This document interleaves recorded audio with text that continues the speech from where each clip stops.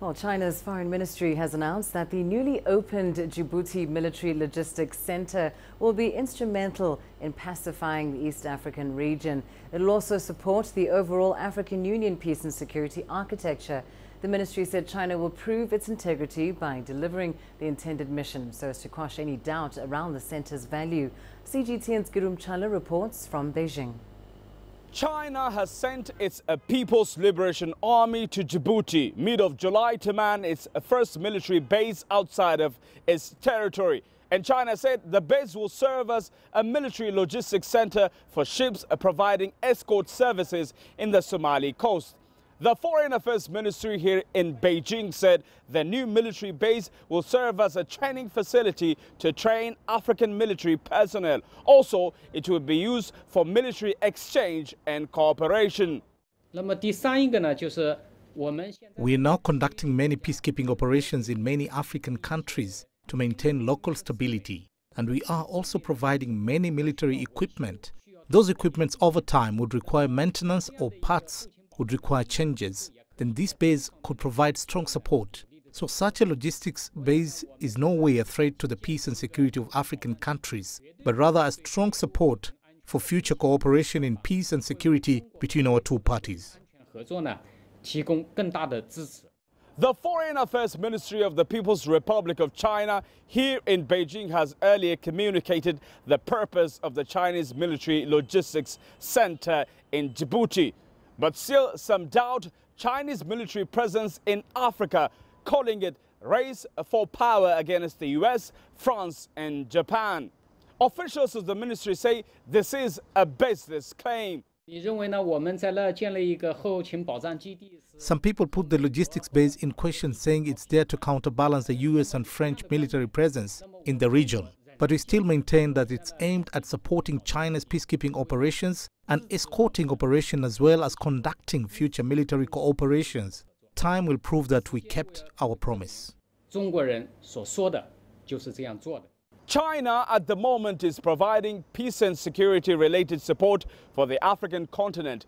Its army also serves in several African states, including in South Sudan, as peacekeepers under the UN HUD. Girum, Chala, CGTN, Beijing, China.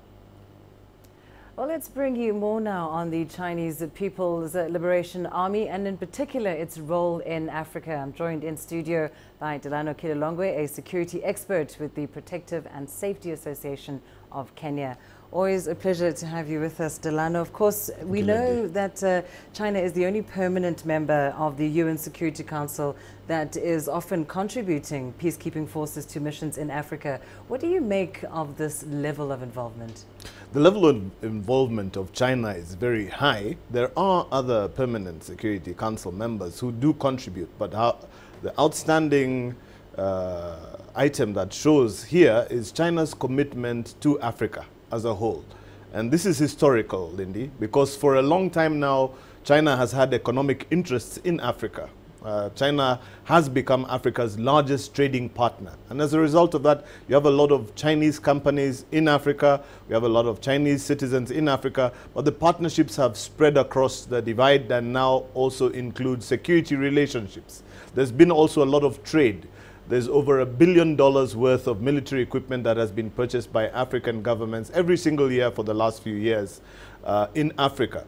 So the increased presence of Chinese peacekeeping troops is also an indication of China's larger commitment and wider commitment to international security, domestic security as well, because in terms of China being able to sustain its role globally, a large number of resources and supplies do come from Africa. So it is of strategic interest for China to make sure that Africa remains peaceful and remains very stable. China is one of the largest consumers, for example, of energy resources from the African continent in the form of oil out of Sudan and previously also out of Libya. So definitely there is a very strong reason for China to keep its peacekeeping missions going strong. It does contribute in a different way to Africa. Yes. And I think the resolve of the Chinese as far as Africa is concerned is of great note. A vested interest then, as you're saying. But of course, probably one of the most significant developments is the new logistics center that is now going to be in Djibouti. We're starting to get a clearer image of what its mandate will be exactly. From your understanding, how will it enhance that cooperation when it comes to peace and stability in Africa? First of all, remember the key thing, especially when you're looking at a continent as large as Africa. You know, you could take China, continental China, you could also take India, and you could take Europe and fit them easily into the African continent. That's how large Africa is. So you do need a logistics base to be able to coordinate the activities all around the continent. Now, it's a very small logistics base. It's not yet a full military base per se. It doesn't have the big, you know, port that you would expect of such a facility. It does have some underground facilities. It does look like it is pretty much advanced in terms of technology. And if we look at things like the perimeter wall, which is 8 meters wide, we then realize that this is a base that is has a serious intention, probably for the future. But in order for China and the PLA to be able to scale up its operations, it does need to have one nerve center, one node that helps with communications between mainland China as well as its field bases across Africa and any potential troops or equipment or air support or naval support that it is running around the continent. So Djibouti serves perfectly because it's a nexus, it's a nerve center.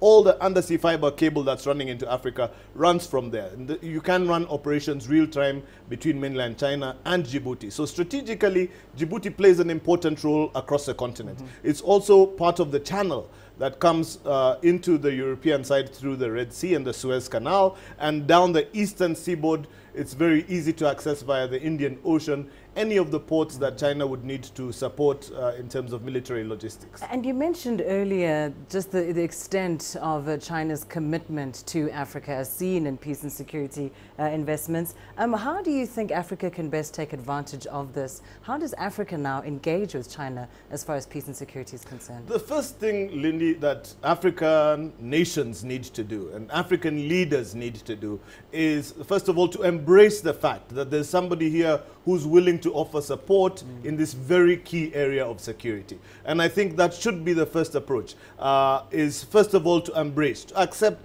that there is a willing partner here that is saying we are ready and willing to help you. And the next thing that they need to do is African nations as a whole need to accept the learnings from the People's Liberation Army in terms of military, defense, general security, operations, police, technology, especially in the areas, the key specific specialization areas of medical in military terms and logistics in military terms, as well as even key items like dealing with landmines or IEDs, potential things like that, would be of very key and specific nature in terms of helping many African nations. A lot of African nations have taken and adopted a position where they're simply going out and, you know, purchasing equipment. They're not customizing, they're not looking at what are their threats, their risks, and analyzing that against how they need to go. So a mature nation like China does help very much in terms of helping to sensitize, if they're given the time, to spend with these budding nations, these developing nations in terms of military and defense. Indeed, we'll have to leave it there, but thank you so much for that analysis.